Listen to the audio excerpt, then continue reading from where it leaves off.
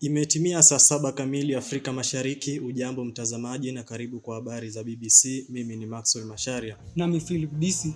Kwanza tuanze na leo. Uchaguzi mkuu wa wanafunzi Chuo Kikuu cha Meru kufanyika Ijumaa hii. Chuo Kikuu cha Meru tazindua kampeni ya usafi chuoni.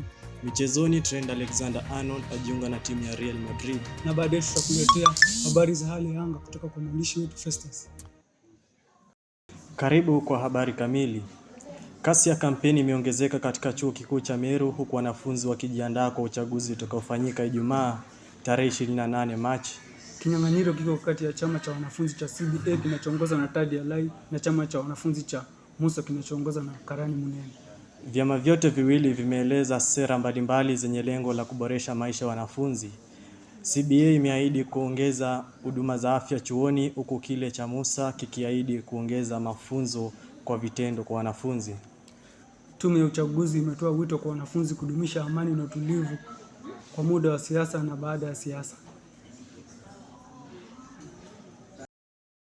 Chuo Kikuu cha Meru kimezindua kampeni ya usafi inayolenga kuboresha mazingira ya kujifunza na kufanya kazi. Akizungumza wakati wa uzinduzi huo, naibu chancellor alisema kampeni hii inalenga kudumisha usafi chuoni na kupunguza uchafuzi wa mazingira. Kampeni hii itadumu kwa mwezi mmoja. Benedict Musau na taarifa zaidi. Kampeni hiyo inanuia kudumisha usafi chuoni humo. Wanafunzi wamejitokeza kwa wengi kushiriki kampeni hiyo ya usafi na wameonekana wakiokota na kufagia takataka chuoni humo. Hii itadumisha usafi wa hali ya juu. Benedict Musau, runinga ya BBC Swahili. Tuangalie michezoni ambapo mchezaji wa timu ya Liverpool Trent Alexander-Arnold amejiunga rasmi na klabu ya Real Madrid. Mchezaji huyu mwenye kipaji cha juu ameiacha Liverpool baada ya misimu 10 akifuata changamoto mpya katika La Liga ya Uhispania. Na sasa tupate taarifa ya hali ya anga kutoka kwa Festus Kipkoech.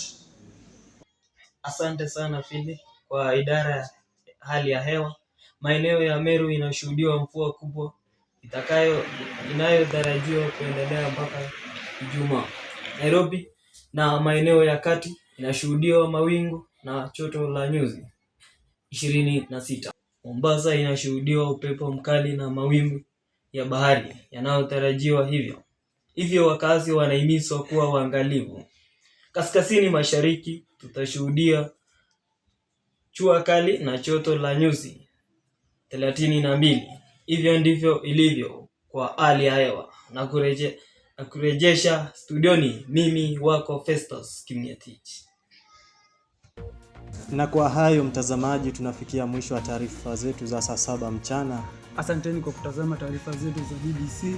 Mimi ni Maxwell Masharia. Nami Philip DC. Uwe na mchana mwema. Kwaherini. Kwaherini.